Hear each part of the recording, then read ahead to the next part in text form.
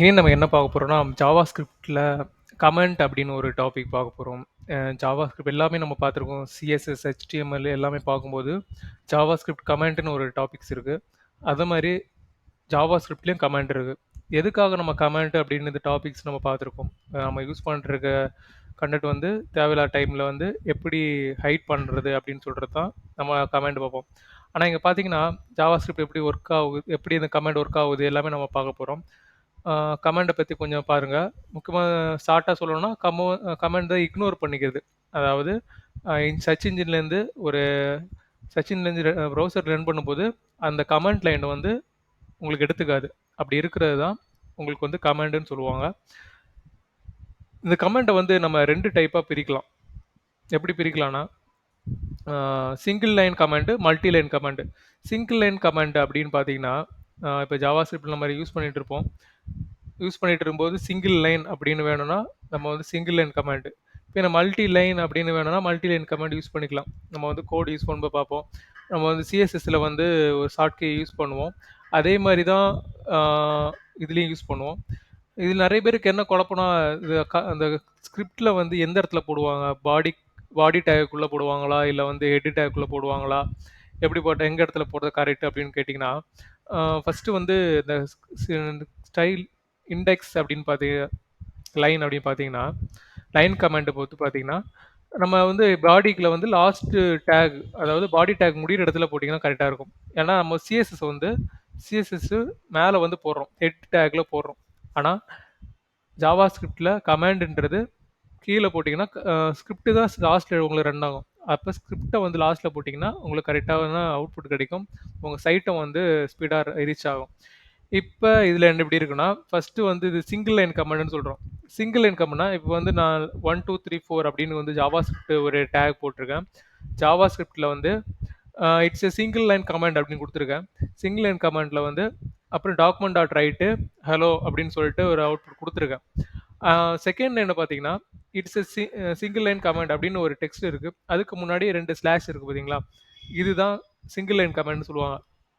ஸ்பெசிஃபிக்காக இந்த லைனை மட்டும் எனக்கு கமெண்ட் பண்ணணும் அப்படின்னு சொல்லி பார்த்தீங்கன்னா, செகண்ட் லைனை மட்டும் எனக்கு கமெண்ட் பண்ணுது.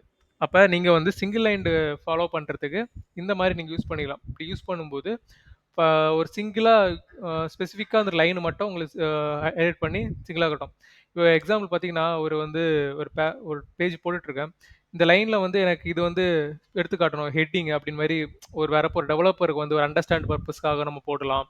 இப்போ நீங்கள் ஒரு கோடு எழுதிட்டு இருக்கும்போது அந்த கோடு வந்து உங்களுக்கு புரியும். ஆனால் நீங்கள் அந்த கோடை வந்து நீங்கள் மட்டும் யூஸ் பண்ணி போட்டிருக்க கிடையாது. உங்கள் டீம் மெம்பர்ஸுக்கு நீங்கள் ஷேர் பண்ணுவீங்க. அப்படி ஷேர் பண்ணும்போது அந்த கோடை வந்து அவங்க ரீட் பண்ணுவாங்க. ஏன்னா ஒவ்வொரு டெவலப்பருக்கும் ஒவ்வொரு டைப் ஆஃப் ஸ்டைல்ஸ் இருக்குது. அப்போ அந்த ஸ்டைலை நீங்கள் ஃபாலோ பண்ணும்போது நீங்கள் கமாண்ட் அப்படின்னு இது யூஸ் பண்ணீங்கன்னா, இது பேசிக் நீடு. கமாண்ட் யூஸ் பண்ணீங்கன்னா,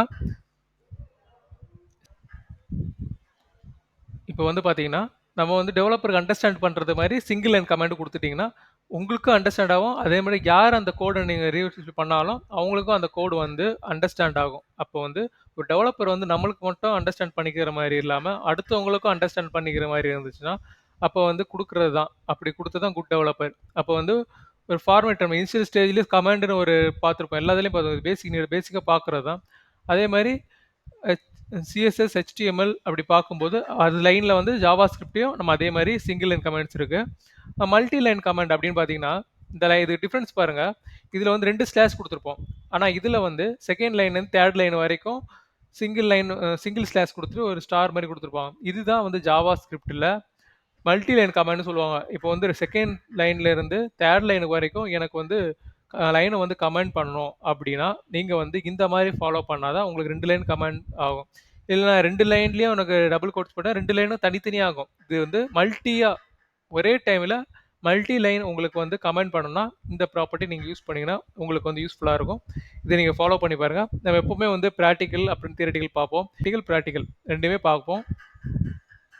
ஓகே, இப்போ வந்து தியரி பார்த்துட்டோம். ப்ராக்டிக்கலாக போயிட்டு எப்படி ஒர்க் ஆகுது, எப்படி ரன் பண்ணி பார்க்குறோம், இது வந்து சிங்கிள் லைன் கமெண்ட்டுக்கும் மல்டி லைன் கமெண்ட்டுக்கு என்ன டிஃப்ரென்ஸ் இருக்குது அப்படின்னு நம்ம வந்து பார்க்கலாம். வாங்க கோடுக்குள்ளே போயிட்டு ஸ்கிரிப்ட் டேக் போட்டு அது எப்படி ரன் ஆகுது அப்படின்னு நம்ம பார்க்கலாம்.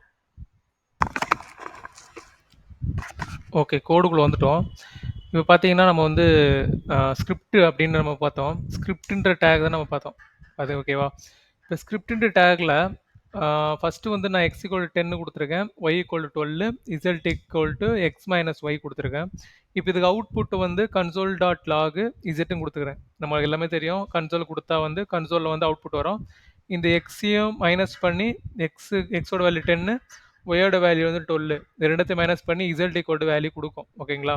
இப்போ நம்ம கமாண்ட்னு பார்க்கறதுனால கமாண்ட் மட்டும் பார்ப்போம். சரி, இதோட அவுட்புட் எப்படி வந்திருக்கும்னா, நம்மளுக்கு வந்து 10 - 12 வந்து -2ன்னு வந்திருக்கும். ஓகேங்களா? அது ரன் பண்ணி பாருங்க. ஓகே. இங்க வந்து கன்சோல்ல இருக்கும். நம்ம வந்து இது எல்லாமே HTML இருக்கும். நம்மளுக்கு JavaScript பார்க்கும்போது கன்சோல்ல தான் பார்க்கணும். ஓகே. நம்மளுக்கு -2ன்னு வந்திருக்கு. இப்ப என்னன்னா, நம்ம எடிட் பண்றோம். இப்போ வந்து பேஜ் கமெண்ட் பண்றோம்னு வச்சுக்கங்களேன். இப்ப கமெண்ட் பண்ணும்போது, இப்ப ஃபர்ஸ்ட் லைன் கமெண்ட் பண்றேன். இப்ப இத கமெண்ட் பண்ணிட்டா, நம்மளுக்கு இந்த லைன் எடுத்துக்காது. ஏன்னா, இந்த சர்ச் இன்ஜின் இந்த லைன் வந்து ஒரு ப்ரோகிராம் ரன் பண்றது எப்படின்னா, சர்ச் இன்ஜின் மூலமா தான் உங்களுக்கு அந்த அவுட்புட் ரன் ஆகுது. அப்ப அப்படி ரன் பண்ற சர்ச் இன்ஜின் வந்து, அந்த இடத்த வந்து அது எடுத்துக்காது. இப்ப HTML ரன் ஆகும். CSS, HTMLலாம் ரன் ஆயிருக்கும். ஆனா, நம்மளுக்கு JavaScriptல வந்து கரெக்ட்டான ப்ராப்பரா இருந்தது மட்டும் தான் உங்களுக்கு ரன் ஆகும். இதிலிருந்து தான் நம்ம டீபக், எரர் எல்லாமே வந்து ஃபைண்ட் பண்ண போறோம். இதுல பார்த்தீங்கன்னா, நம்ம வந்து இந்த லைன் வந்து கமெண்ட் பண்ணிட்டோம். அத நம்ம சொன்னோம்ல சிங்கிள் லைன் கமெண்ட் பண்ணிட்டோம்னா, இந்த லைன் வந்து எடுத்துக்கல. இதுவே நம்ம அன்கமெண்ட் பண்ணிட்டோம்னா, இந்த லைன் வந்து எடுத்துக்கும். இப்போ வந்து இந்த லைன் வந்து நம்மளுக்கு எடுத்துக்கும். ஓகேங்களா? இப்படி தான் ஒவ்வொரு கோடும் வந்து ரன் ஆகுது. இதுதான் சிங்கிள் கமெண்ட் அப்படின்னு சொல்லுவாங்க. இந்த மாதிரி தான் கமெண்ட்ஸ் வந்து நீங்கள் ஃபாலோ பண்ணணும். இந்த கிளாஸ் புரிஞ்சுன்னு நினைக்கிறேன். புரியலன்னா மறுபடியும் இந்த கிளாஸ் மட்டும் ரீவைண்ட் பண்ணி பாருங்க. மறுபடியும் புரியலன்னா கான்டாக்ட் பண்ணி கேளுங்க. ரொம்ப ஈஸியான டாபிக்ஸ் கமெண்ட் தான். இதுக்கப்புறம் நம்ம ஜாவா ஸ்கிரிப்ட்ல எப்படி ஒர்க் பண்ண போறோம் அப்படின்லாம் செக் பண்ணி பார்த்துக்கலாம்.